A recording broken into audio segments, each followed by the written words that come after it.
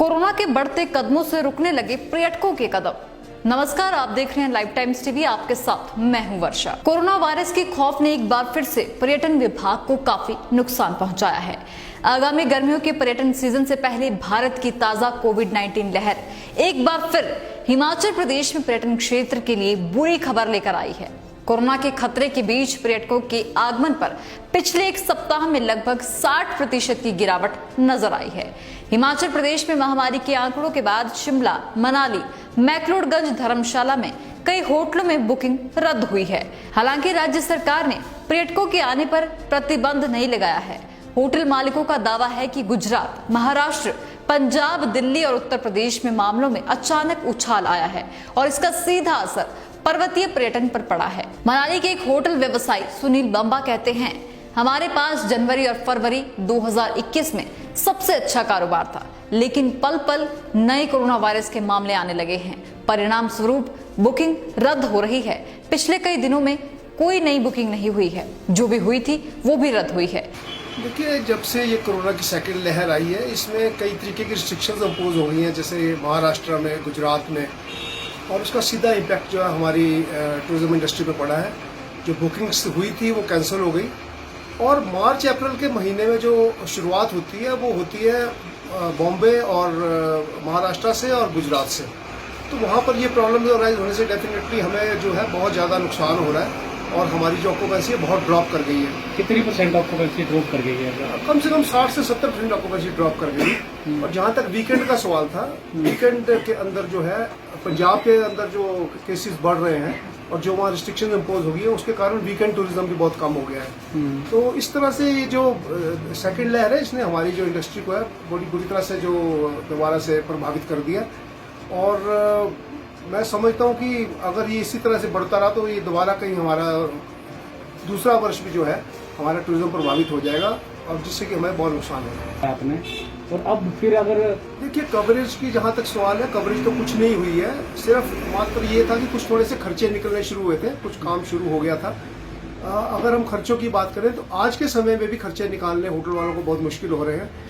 और सरकार की तरफ से भी जो एक घोषणा की गई थी, एक नोटिफिकेशन की गई थी कि आपको कम रेट के ऊपर जो है एक वर्किंग कैपिटल मिलेगा, वो भी हमें नहीं मिला।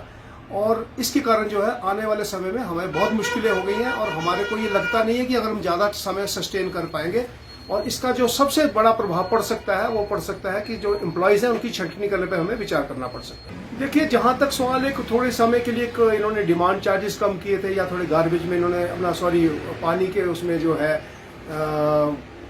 डोमेस्टिक टैरिफ लगाया है फॉर 6 मंथ्स। अगर हम बाकी बात करें या गार्बेज की बात करें तो उन्होंने 6 महीने का हमें जो होटल बंद रहे 6 महीने उसके भी गार्बेज के बिल्स हमें दे दिए हैं, जिससे कि हमारी जो आर्थिक स्थिति है, जो हमारे को बिल दिए गए उससे हमारी आर्थिक स्थिति और बिगड़ गई है। क्योंकि एक तो बिजनेस नहीं है, ऊपर से इस तरह से जो बिल दे दिए गए हैं और कोई हमें आर्थिक मदद नहीं दी गई। तो हम सरकार से पुनः ये आग्रह करेंगे कि जो हमें अभी असेंबली में भी हमारे माननीय मुख्यमंत्री जी ने कहा था कि जो ये इंटरेस्ट सब्वेंशन स्कीम है, इसके अंतर्गत हम इसको कंसिडर करेंगे और इसको जो है जल्द व जल्द कोशिश करेंगे कि लोगों को वर्किंग कैपिटल मुहैया कराया जा सके। वीकेंड में देखिए बहुत कम हो गया है, जैसे कि 100% ऑक्यूपेंसी रहा करती थी, वो 100% ऑक्यूपेंसी नहीं है। ये इस बारी जो होली के कारण 3-4 इकट्ठी छुट्टी होने के कारण थोड़ा सा कुछ ट्रैफिक जो बढ़ा है। और सबसे बड़ी बात है कि हमें जो आपको मैं आश्वस्त करना चाहता हूँ कि जो होटल इंडस्ट्री है या टूरिज्म इंडस्ट्री है, वो पूरी तरह से आज की डेट में भी पूरे कोरोना के लिए जो हमारे SOPs दी गई उसको पूरी तरह से फॉलो कर रही है।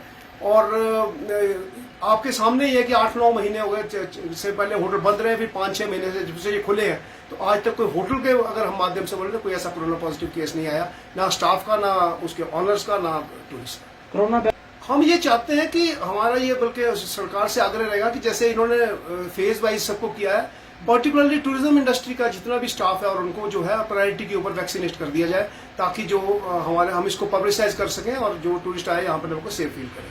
जिस तरह से मामले देखिए, उस समय तो फिर वहाँ पर एक ही रह जाता है कि हमें आर्थिक जो है वो सरकार को डेफिनेटली हमें कोई आर्थिक मदद करनी पड़ेगी, तभी हम सस्टेन कर पाएंगे। जैसे मैंने पहले भी आपको बोला कि सस्टेनेबिलिटी की पॉसिबिलिटी कोई नहीं है। हमें सारे जितने भी बिल्स वगैरह दिए जाए उसको भी सरल तरीके से लेने का कुछ उनको करना पड़ेगा। और जहाँ तक सवाल है, हमें वर्किंग कैपिटल अगर मुहैया नहीं कराएंगे तो हो सकता है कि हमें जो स्टाफ की छंटनी करे। आप कह रहे हैं अप्रैल मई जून की बेसिकली कैंसिल हुई है, क्योंकि अप्रैल में के महीने में मैंने आपको बताया गुजरात से टूरिस्ट आता है, महाराष्ट्र से टूरिस्ट आता है। जो हमारा beginning of the tourism season होता है वो महाराष्ट्र और अप्रैल इससे शुरू होता है, गुजरात से। और साथ साथ वीकेंड में ऑब्वियसली पंजाब हरियाणा का बहुत बड़ा कंट्रीब्यूशन रहता है, तो वहाँ जब पाबंदियां लग रही है तो उससे हमें काफी वीकेंड में फर्क पड़ता किसानों है। डेफिनेटली हर चीज की जो है किसान आंदोलन का भी काफी हद तक फर्क है, और ये कोरोना का जो दूसरी लहर आई है इसमें भी फर्क है। लाइफ टाइम्स टीवी के लिए शिमला से सोनी की रिपोर्ट। हमारा नेता कैसा हो? हमारा नेता कैसा हो? कहाँ जा रहे हो इतनी तेजी में?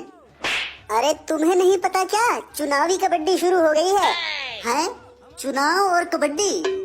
चुनावी धाम खानी है तो हमारे साथ चल, वरना खुद बनाकर खा या भीख मांग कर खा।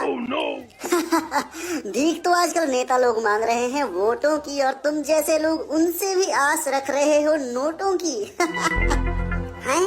अरे छोड़ो, बात ना करो इन लपोटों की, इनके कारण ही जनसेवा राजनीति बन गई खोटों की। बहुत सही खेल गए चाचा।